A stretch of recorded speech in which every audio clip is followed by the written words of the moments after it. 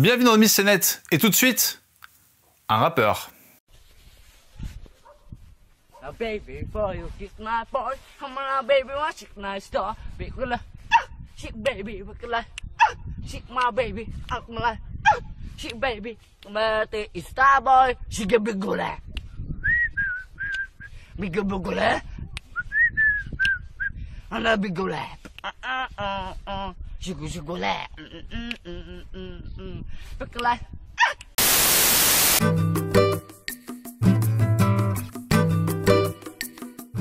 Après cette magnifique prestation, à laquelle bien sûr on y reviendra bien plus en profondeur, analysons d'abord en détail la vidéo. De prime abord, on peut penser qu'il n'y a pas grand chose à analyser, mais en vérité, il y a quelques petits trucs intéressants. On va commencer par parler de la distance entre la caméra et notre rappeur. Ça te paraît mon Dieu, mais au début, les limites du cadre s'arrêtent au genou de la personne filmée. Donc, en jargon cinéma, c'est un plan italien. Aucune remarque à ce sujet, laissez-moi tranquille, merci. Et puis ça s'avance vers notre protagoniste jusqu'à que les limites du cadre s'arrêtent au niveau de la poitrine, donc un plan rapproché poitrine, puis ça recule et on reste quand même assez proche, ça s'arrête à sa taille, donc oui, c'est fou, un plan taille. Et à travers cette distance qui évolue, il y a encore un autre détail, plus on est proche de lui, plus il est filmé légèrement en plongée, simplement parce que la personne qui le filme est plus grande que lui. Mais ça fait qu'on est au-dessus de lui et ça rend sa prestation encore plus minime. Ça, c'était pour le filmage et maintenant on va voir l'image en elle-même. Alors au vu de ce qu'on voit, on peut dire qu'on est dans la pampa avec une bonne rue de campagne, une maison sur un terrain bien large et puis tout derrière des arbres et encore plus loin la montagne qui vous gagne. Et ce qui permet de bien nous dire qu'on est dans un endroit paumé, c'est le son. Tout ce qui en ressort, c'est le vent, les chiens qui aboient et si on tombe bien l'oreille, on entend même au loin une personne parler. Et au milieu de ce décor, il n'y a qu'une seule présence, notre rappeur, parce que toutes les autres présences sont en hors-champ, le cadreur, les chiens et la personne qu'on peut entendre au loin. Il est donc normal qu'il focalise absolument toute notre attention, surtout qu'il reste finalement plutôt statique malgré son petit déhanché. Ah ouais, il danse bien. Aïe aïe aïe aïe aïe. Toutes ces composantes soulignent à quel point on est sur une vidéo particulièrement d'amateur, dont, bien évidemment, et on va y venir, le côté amateur vient surtout de notre personnage.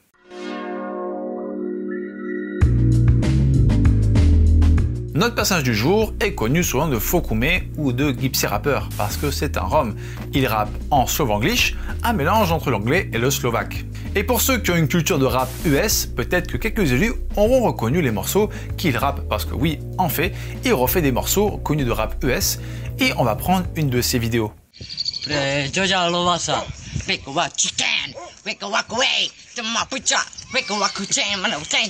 Voilà, et maintenant le morceau qu'il réinterprète. Et si on fusionne les deux, ça donne le remix de notre rallye fric national.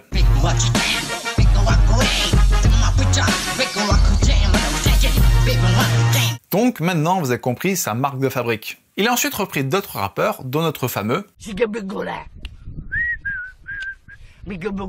qui est en réalité et bien sûr ce qui donne. Bref, à travers ces exemples, il y a plusieurs choses à dire. D'abord, si on s'attarde sur les paroles des chansons qu'il reprend à sa façon, finalement on s'aperçoit que c'est surtout une somme de mots qui n'a pas de sens, si ce n'est la nature de ces mots. Je m'explique.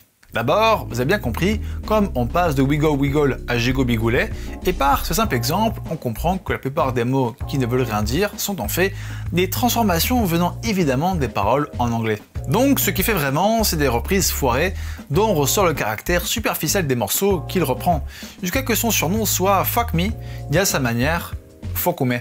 Et ces caractères superficiels, on le voit aussi sur les mots anglais, qu'il dit qu'ils sont des mots très clichés et moult fois répétés dans le style de musique qui s'approprie. Pourquoi? La réponse est simple et évidente, il ne parle pas anglais.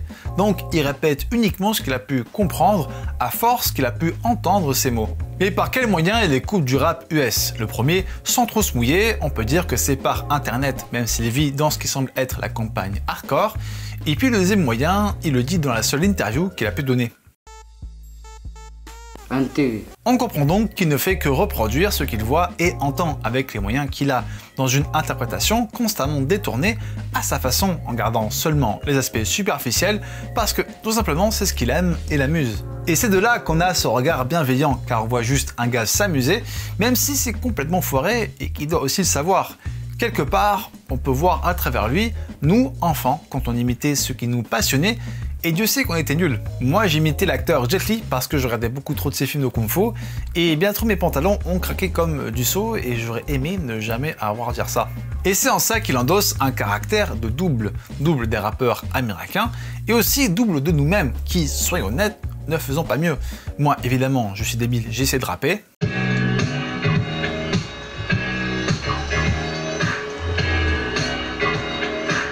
Ouais, on est Jaco, on est prêt? Moi je suis prêt, ouais. Mais, et il y a un mais, est-ce que la majorité est vraiment bienveillante vis-à-vis des personnes comme lui, à savoir les Roms?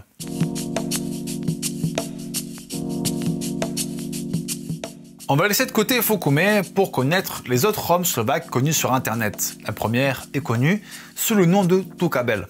Dobre. On teraz také slovo vypovedal pred všetkými sviedkami, že on nemá teraz žiadny kabel. Ďakujem za to všetko, za spoluprácu. Je to pravda. On môže teraz vypovedať za všetkými, čo čujú teraz sviedkové, že teraz nemajú kabel.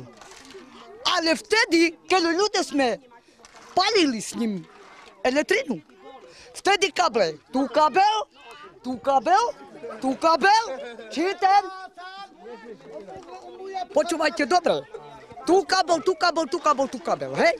Pour la faire courte, cette dame raconte qu'une personne de son village dit ne plus avoir de câble électrique, mais elle dénonce ce mensonge en montrant les câbles, car eh bien, tout câble, ça veut simplement dire ici le câble. Et bien évidemment, vu qu'elle est très expressive, il y a eu nombre de parodies de toutes sortes sur elle, et son avis est très clair. Pani Helena priznáva, na začiatku to ešte bola sranda, no teraz jej to už prerastá cez slavu a zažíva nechcenú slávu. To nedobré, to už na smiechu toto bolo. To odo mne zrobili dajaký šašok alebo čo. Nešťastná žena hovorí aj o takýchto fotomontážach, je ich plný internet a toto ju už uráža. V internete je tiež fotomontáž pani Heleny a Spidermana. No a jak to jak? Škaredo. Ensuite, on a comme autre Rome connu sur internet, et il s'agit de Dujan Goga. Teraz, Duško, no čo to ty tu máš, môj zlatý? Tam zalezo máme, ideme nosiť. Ideme od dnes? A neviem, keď si našiel. No tak poď, ideme, že dačo aspoň zarobíme. Zarobíme, jo. No poď. Vous aurez compris que ce monsieur a connu une notoriété particulière sur internet par son physique, que ce soit son nanisme ou son visage, au point où, quand même, il a donné ce qui est factuellement un concert privé.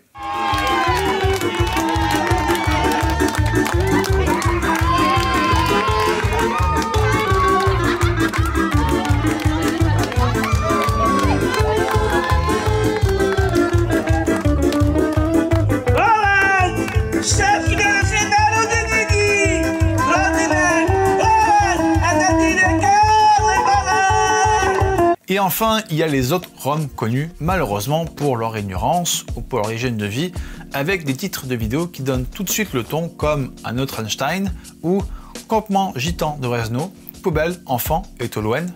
C'est quoi le Toluen? Eh bien, c'est un hydrocarbure aromatique, couramment utilisé en tant que réactif ou solvant, notamment dans le milieu industriel. Il a une odeur caractéristique et c'est hautement toxique. Pourquoi il y a du toluen dans ce bidonville? Parce que c'est une drogue connue dans ce genre de bidonville, notamment consommée par les enfants. Voilà. Bref, vous commencez à comprendre pourquoi en partie ces vidéos sont virales. Et pour être plus clair, on va s'intéresser au cas des Roms en Slovaquie et voir comment ils sont traités. Košice, en Slovaquie, la deuxième ville du pays, une ville dans laquelle a été construit un mur en béton qui fait polémique et pour cause. Il a été construit près d'un immense quartier peuplé par des Roms. Les responsables locaux assurent qu'il ne s'agit que de protéger un parking. La Commission européenne y a vu, elle, une tentative de ségrégation. Le maire de la ville promet à présent que le mur va bien être détruit. Regardez ce reportage, il est signé Alexis Rosenzweig. Difficile de se dire que ce sont ces 30 mètres de béton sur 2 mètres de haut qui suscitent des réactions loin au-delà des frontières slovaques. Quand ils le croisent, les habitants du quartier remercient le maire à l'initiative de ce mur érigé sans permis de construire légal. Selon lui, il ne s'agit que de protéger les voitures garées derrière et les critiques formulées par Bruxelles ne sont pas justifiées. Il ne s'agit pas de ségrégation ici, seulement de sécurité pour le parking. Ce n'est pas contre les Roms. Leur quartier, que vous voyez là-bas, est loin d'ici. Ce petit mur en béton est à quelques centaines de mètres du quartier devenu en 20 ans l'un des plus grands ghettos roms de la région, l'Unic 9, où vivent aujourd'hui plusieurs milliers de personnes. Ils l'ont construit pour empêcher les gens de notre quartier de passer par là, pour nous humilier. Quand on passe là-bas, il arrive que leurs enfants nous jettent des cailloux.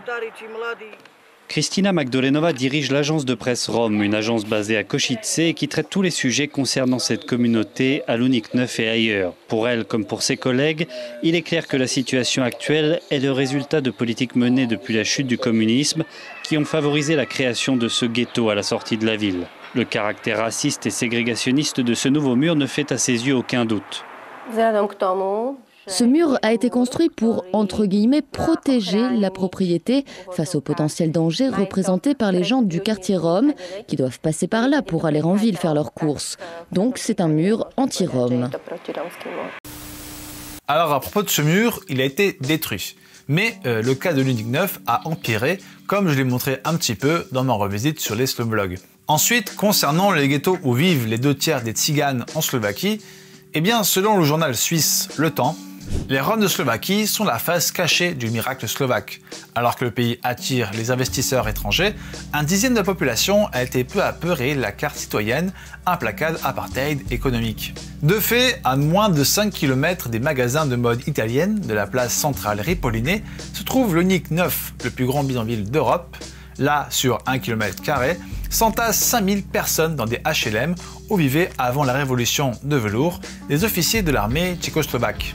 On est donc sur du racisme très violent et la viralité de ces vidéos est due, vous l'aurez compris, à la volonté de nourrir une image très dévalorisante des Roms pour justifier le racisme notoire. Et malheureusement, les vidéos de Fokoume peuvent aussi prétexter à ce racisme parce qu'il rappe mal et peut paraître sauvage, arriéré aux yeux de ceux qui servent ce racisme. Il y a aussi une volonté de montrer tout ce qui les rend marginaux, voire anormaux, en dehors des autres problèmes.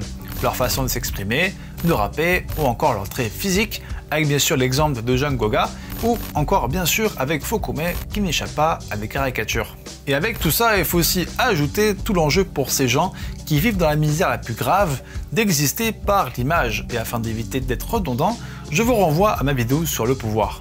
Alors comment expliquer la viralité des vidéos de Fokoume, en particulier celle-ci? Pour une partie, bien sûr, il y a juste l'envie de prouver qu'il serait justifié d'être raciste vers ces personnes. Mais on l'a vu aussi avant, où notre regard amusé avec Fokoume tendait au contraire à être plutôt bienveillant. Mais il y a aussi un autre enjeu derrière les Roms sur internet, un enjeu culturel.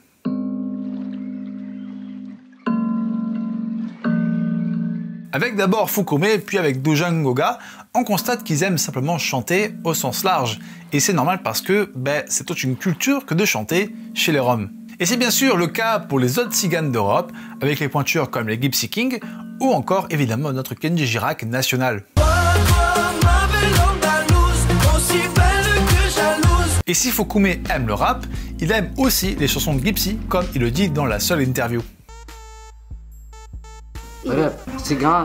Et bien sûr, comme tout bon Rom, il sait rendre honneur au style Gypsy.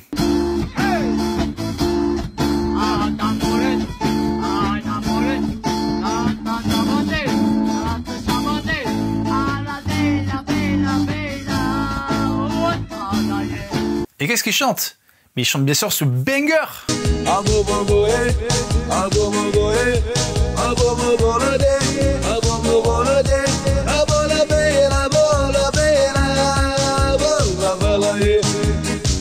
Évidemment, je rêve de faire l'amour pour la première fois sur cette chanson, et bordel, pourquoi j'ai dit une phrase pareille? Bref, cette tradition du chant ne date pas vraiment d'hier. On peut la remonter jusqu'au 9e siècle et au nord de l'Inde, là d'où remontent justement les plus vieilles origines des Roms. Et en Inde, on chante à foison. Tout est lié. Et le style Gypsy a énormément changé et évolué dans le temps selon d'abord où les Roms vivaient, puis en passant du coup aujourd'hui par la pop ou le rap. Donc finalement, bien sûr, à certains niveaux, notre rappeur préféré ne fait qu'évoluer sa culture et son héritage qui restent marginaux dans son pays.